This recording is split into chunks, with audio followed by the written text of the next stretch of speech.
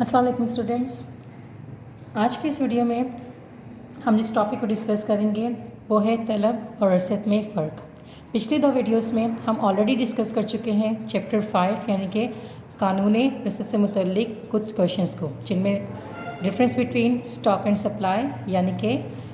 ज़ख़ीरे और रसद में फ़र्क का क्वेश्चन था, और लॉ ऑफ सप्लाई और उसके ग्राफ से मुतल्लिक हमने बात की थी।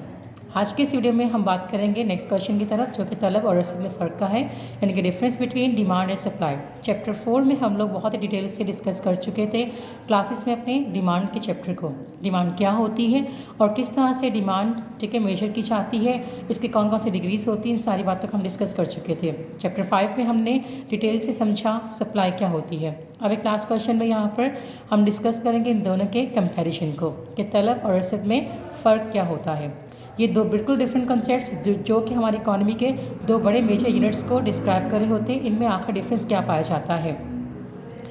तलब की अगर तारीफ़ को अगर हम दोबारा से यहाँ पर रिपीट करें, जो हम पहले डिस्कस कर चुके थे, तलब क्या होती है। ठीक है, तलब हमारे पास किसी भी सारिफ की किसी भी शय को ख़रीदने की ख्वाहिश और उस चीज़ को ख़रीदने की सलाहियत, यानी कि हम परचेजिंग पावर की बात जहाँ पर करते हैं कि वो ख़रीद भी सकता है, यानी कि सिर्फ वो लेना नहीं चाहता है बल्कि वो ले सकता भी हो उन कीमतों पर जो मार्केट में आपको ऑफ़र की जाती है, उसे हम कहते हैं तलब। अगर हम बात करें सप्लाई की यानी कि रसद की, तो हमने पहले डिस्कस किया कि रसद किसी भी प्रोड्यूसर की जानिब से ऑफ़र की जाने वाली यानी कि दी जाने वाली वो मखसूस मिकदार है किसी भी शय की, जो कि मार्केट में चलने वाली कीमतों पर, मार्केट में राइज कीमतों पर, प्रिवेलिंग प्राइसेस पर वो बेचने को तैयार होता है मार्केट में।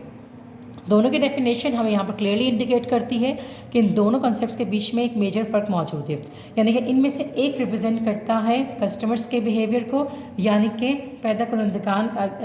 जो चीज़ें बनाकर मार्केट में देते हैं उसे कस्टमर किस तरह से परचेज़ करने की तरफ उसका रवैया रहता है, यानी कि सारिफ का रवैया, इस्तेमाल करने वाले के रवैये को हम ज़ाहिर करते हैं तलब के कॉन्सेप्ट से। अगर बात की जाए रसद की, तो रसद यहाँ पर शो करती है फ़रोख्त करने वालों के रवैये को, यानी कि मिकदारें उनके पास जब मौजूद होती हैं, यानी कि जो क्वांटिटीज़ मार्केट में वो ऑफ़र कर सकते हैं, जो कि हमने कहा था स्टॉक होती है, उनमें से कितनी वो एक्चुअली ऑफ़र करने को तैयार है, यानी कि कितने मिकदारें वो वाक़तन मार्केट में जब राइज कीमतों पर देने को तैयार होते हैं। ठीक है, लिहाजा यहाँ पर ये शो करता है बेचने वालों के रवैये को कि वो कितना बेचना चाहेंगे मार्केट में। ठीक है, अब अगर बात की जाए इन आपके दोनों कंसेप्ट्स के ग्राफ की, तो बहुत ही क्लियरली आप यहाँ पर देख सकते हैं कि डिमांड कर्व का जो स्लोप है और जो इसके ग्राफ है बिल्कुल टोटली डिफरेंट है आपके पास सप्लाई कर्व से। ऑल्दो हमारे पास एक्स और वाई पर अगर देखा जाए तो वाई पर दोनों में हमने प्राइसेस को ही मेजर किया हुआ है। ठीक है, और एक्स पर हमने क्वांटिटी डिमांडेड को डिमांड में शो किया हुआ है और क्वांटिटी सप्लाइड को हमने सप्लाई के कॉन्सेप्ट में शो किया हुआ है। इसके ग्राफ में हमारे पास जो डिमांड कर्व है वो ऊपर से आपको नीचे की जानिब आता हुआ नज़र आ रहा होगा, मीन्स कि हमारे पास ये left to right downward slope रखता है डिमांड कर्व। और इसका रीज़न क्या होता है, क्योंकि जब भी कीमतों में इजाफा होगा, आपकी डिमांड जो होती है, जो लोग डिमांड मार्केट में कर रहे थे क्वांटिटीज़ को, वो कम कर देते हैं और कीमतों में कमी के साथ डिमांड में इजाफा हो जाता है, यानी कि इन्वर्स रिलेशनशिप पाया जाता है प्राइस और क्वांटिटीज़ के दरमियान। ये दोनों दूसरे के बिल्कुल इन्वर्सली चल रहे होते हैं, यानी कीमतें जब भी बढ़ने का रुझान होगा तो आपके पास मिकदारों में कमी आ रही होती है, और जब कीमतें गिरने का रुझान होता है तो आपके जो ख़रीदने वाले सारिफीन हैं मार्केट में वो मिकदारों को बढ़ा देते हैं। ठीक है, हमारे पास इस तरह का कर्व जहाँ पर नेगेटिव आपके पास स्लोप हो, ठीक है, यानी कि झुकाव मनफी मतलब क्या हुआ कि कीमतें कम होने पर आपकी मिकदारें बढ़ रही हैं और कीमतें ज़्यादा होने पर मिकदारें आपकी कम हो रही है, यानी कि जो दो फैक्टर्स आपके एक्स और वाई एक्सिस पे मौजूद है उन दोनों के बीच में इन्वर्स रिलेशनशिप है, यानी कि बिलअक्स एक का बढ़ना एक का घटना। ठीक है, तो हमारे पास यहाँ पर जो कर्व बनता है वो नेगेटिव स्लोप होता है।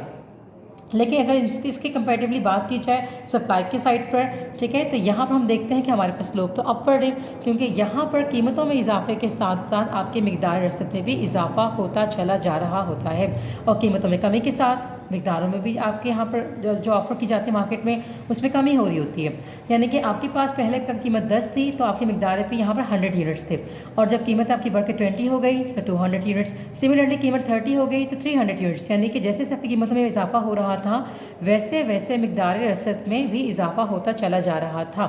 ठीक है, तो यहाँ पर हमारे पास इन दोनों फैक्टर्स में जो कि एक्स और वाई पे मौजूद है, इनके बीच में चूँकि डायरेक्ट रिलेशनशिप होता है, मतलब कि कीमतों के बढ़ने से मिकदार रसद भी बढ़ रही होती है, बिलावास्ता ताल्लुक होता है, तो इसे हम कहते हैं एक पॉजिटिव स्लोप है। ठीक है। तो हमारे पास यहाँ पर जो मेन डिफरेंसेस दोनों टॉपिक्स के वो आपके इस तरह से पाए जाते हैं। अगर हम बात करें डिटर्मिनेंट्स की यानी कि अदर फैक्टर्स की, कि कौन से फैक्टर्स हैं जो कि डिमांड को यहाँ पर इफेक्ट करते हैं, कौन से फैक्टर्स आपकी सप्लाई को इफेक्ट करते हैं। अगर हम डिमांड के साइड की बात करें तो यहाँ पर हम अच्छे से पढ़ चुके हैं कि आपके कस्टमर के टेस्ट प्रेफरेंसेस की हो गई, ठीक है, आपके सारिफ की पसंद नापसंद, ठीक है, नंबर ऑफ पॉपुलेशन यानी कि आबादी की तादाद हो सकती है, सार्फिन की इनकम का चेंज होना, ये वो सारे अदर फैक्टर्स हैं जो कि आपकी डिमांड में, ठीक है, यहाँ पर इंक्रीज डिक्रीज का बाइस बन रहे होते हैं और इसका इफेक्ट कर रहे होते हैं। अगर बात की जाए सप्लाई की तो सप्लाई के डिटरमिनेंट्स बिल्कुल अलग होंगे, यहाँ के अजम्पशंस हमारे बिल्कुल टोटली डिफरेंट होंगी। यहाँ प्रोड्यूसर्स की बात की जा रही है तो यहाँ पर हम इनपुट्स की बात करेंगे। अगर आपके पास जो आपके इनपुट्स हैं उनकी कीमतों में अगर ऊपर नीचे यानी कि उतार चढ़ाव होगा तो वो इफेक्ट कर सकता है आपके लॉ ऑफ सप्लाई में, यहाँ पर आपकी सप्लाई को इफेक्ट कर सकता है। टेक्नोलॉजी कोई भी न्यू मार्केट में आना वो इफेक्ट कर सकती है। गवर्नमेंट की तरफ से आपके पास जो टैक्सेस वगैरह लगाए जाते हैं वो आपकी सप्लाई को इफेक्ट कर सकते हैं। तो ये दो कंसेप्ट आपके पास यहाँ पर बिल्कुल डिफरेंट हैं, लेकिन ये दोनों मिलकर मार्केट फोर्सेस आपकी इस तरह की इंडिपेंडेंट है जो कि आपकी प्राइसेस को डिटरमाइन करती हैं। इसलिए इन दोनों के बीच में डिफरेंस को समझना ज़रूरी है। इसके साथ ही आपका ये चैप्टर एंड होता है। उम्मीद है आपको ये समझ में आया होगा। कोई भी आपके यहाँ पर आपको अपने किताबों से अपने नोट्स से इसको अच्छे से स्टडी करना होगा और जो भी क्वेरीज आपकी होंगी वो आप पूछ सकते हैं। इंशाल्लाह नेक्स्ट चैप्टर से हम लोग डिस्कस करना स्टार्ट करेंगे अपने नेक्स्ट वीडियो से नेक्स्ट चैप्टर्स को। अल्लाह हाफिज़।